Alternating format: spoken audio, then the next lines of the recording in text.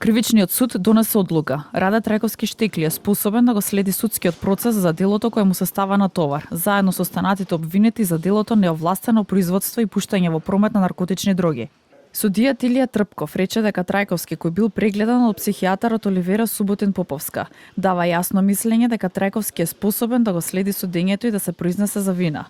А вештачењето на одбраната според судијата е од лекар кој долги години е личен лекар на Трајковски, па според судечкиот совет постои основ за пристрасност.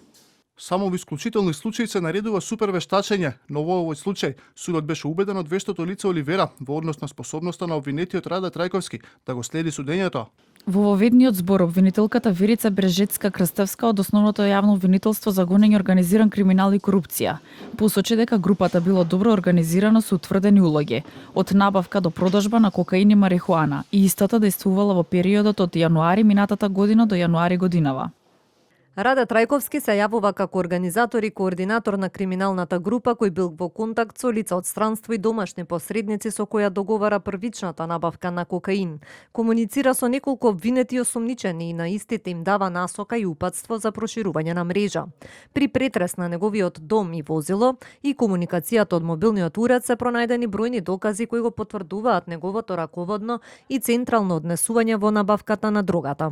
Прво обвинетиот Штекли на прашање на судот кажа дека не го разбира обвинението. Останатите обвинети пак се изјаснија дека го разбираат обвинението, но не се чувствуваат виновни за делото кој им се става на товар. Според одбраната на Трајковски во воведен збор кажа дека ќе докажа дека тој не формирал ниту се здружил со групата за недозволена трговија со дрога. Одбраната посочи дека не може да станува збор за организирана криминална група со оглед дека дел од истата меѓу себе не се познаваат, како и за тоа дека на дел од обвинетите им се става на товар дело за, како што велат, незначителни количини дрога по 1 грам. Судењето продолжува задутра.